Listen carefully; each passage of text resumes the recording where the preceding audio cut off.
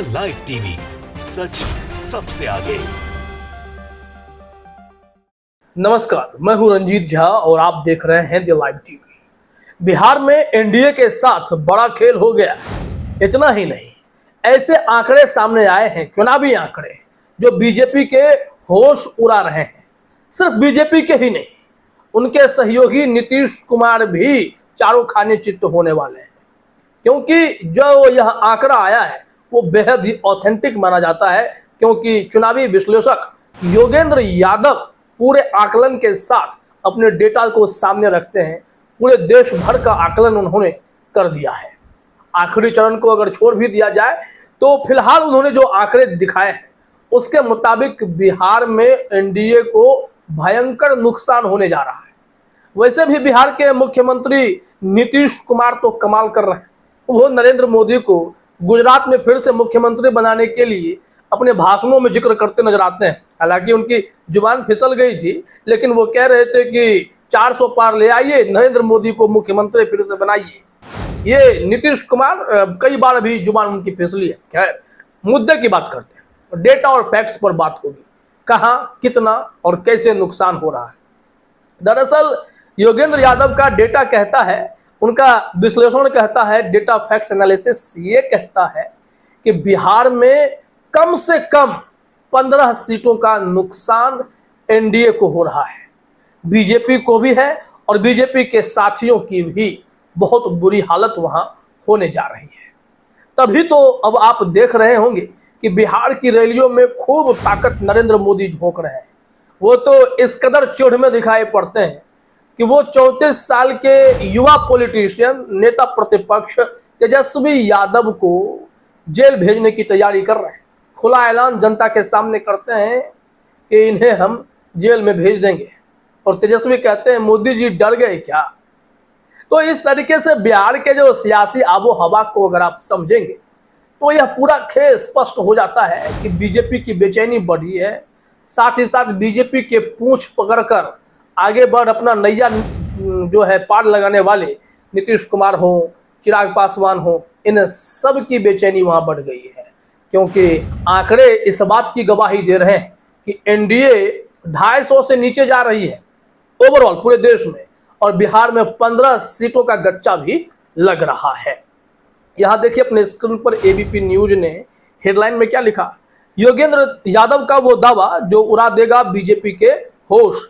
बिहार में बड़ा नुकसान है, कहा आगे निकल सकता है इंडिया। इस खबर में हम आएंगे, पूरी रिपोर्ट भी आपको दिखाएंगे।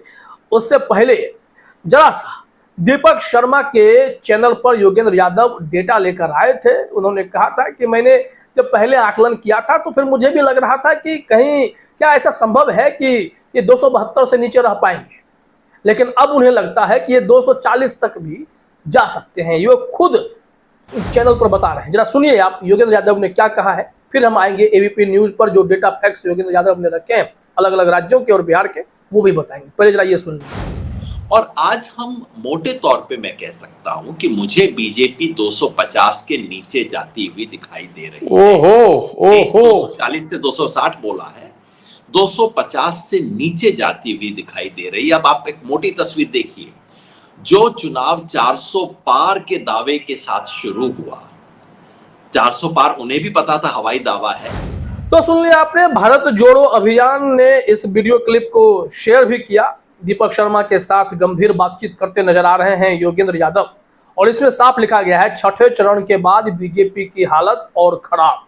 छठे चरण के बाद योगेंद्र यादव का जबरदस्त आकलन 2024 लोकसभा, मोदी को मिल रही 250 से कम सीटें। इस चुनाव में आयोग एक तरफा दिखाई दे रहा है।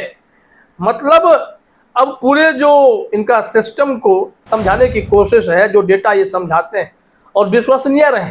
कई बार योगेंद्र यादव के डेटा पर लोग भरोसा करते हैं। इस बार भी वो कह रहे हैं कि हो सकता है कि एनडीए सरकार बना ले, लेकिन बीजेपी को बहुमत नहीं आने जा रही। 400 पार का जो दावा इन लोगों ने किया वो हवाई बातें थी। अब प्रधानमंत्री भी बोलते हैं हमने तो विपक्ष को उलझाने के लिए 400 पार कह दिया था। मतलब उन्हें भी इस बात का आभास हो रखा है कि वो भारी नुकसान की तरफ बढ़ते चले जाए। इस वजह से जो भी साम दाम दंड भेद हो सकता है, सबका प्रयोग इन्होंने करके देख लिया है। अब यहां से आप सीधे देखिए एबीपी न्यूज के रिपोर्ट में क्या जानकारी दी है। यहां एबीपी न्यूज ने अपनी खबर में लिखा है कि लोकसभा चुनाव 2024 के 6 चरण पूरे हो चुके हैं, 7वां चरण 1 जून को होगा। इस बीच राजनीतिक विश्लेषक योगेंद्र यादव ने बड़ा दावा किया है। योगेंद्र यादव ने एक वीडियो जारी करते हुए यह बताया कि बिहार में एनडीए को भारी नुकसान हो सकता है। योगेंद्र यादव ने अपने वीडियो में बताया कि गठबंधन को किस जगह पर कितना फायदा होगा और कितना नुकसान होगा। यहां पर सीधे देखिए कि किस तरीके का नुकसान वो समझाने की कोशिश कर रहे हैं।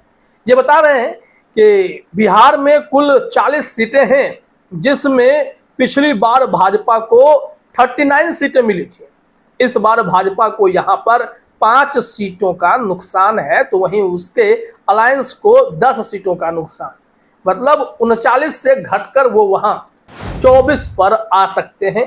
टोटल 15 सीटों का नुकसान वो झेलने जा रहे हैं। और यह आंकड़ा उन्होंने कहा है कि थोड़ा सा और भी नीचे जा सकता है। 6ठे चरण के बाद जो 7वां चरण है उसके बाद सब कुछ वहां पर क्लियर होगा, लेकिन नुकसान बहुत भयंकर बीजेपी को दिखाई पड़ने लगा है। अगर देखें तो अलग अलग राज्यों के हिसाब से भी उन्होंने आंकड़े जारी किए हैं। क्या बताया जा रहा है, मध्य प्रदेश, छत्तीसगढ़, इन सब के आंकड़े क्या कहते हैं।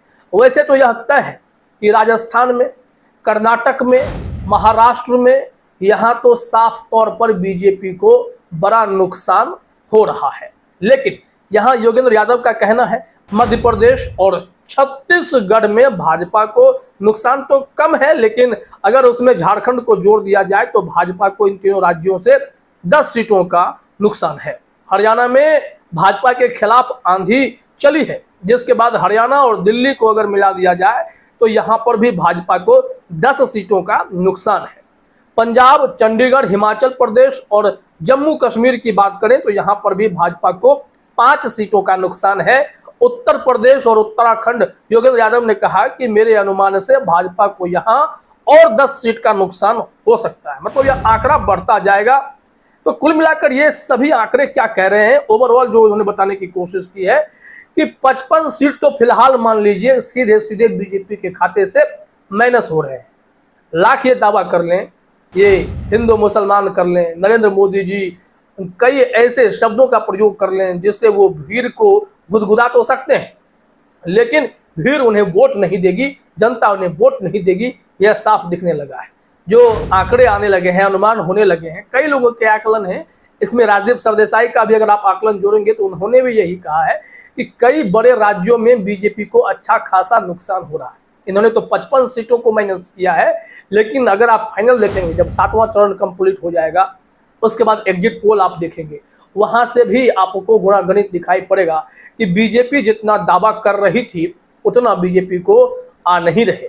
वो भारी नुकसान में चल रहे हैं, उन्हें इस बात का आभास है, इस वजह से ऐसे आंकड़े सामने आ रहे हैं।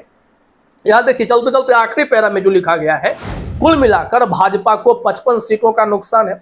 पिछली बार बीजेपी को 303 सीटें मिली थी, अगर उसमें से 55 सीटें घटा दी जाएं तो 248 रह जाती है। और इस बार भाजपा के गठबंधन वाली पार्टियों को पिछली बार 15 सीट का फायदा था, लेकिन इस बार उन्हें 25 सीटों का नुकसान देखने को मिलेगा।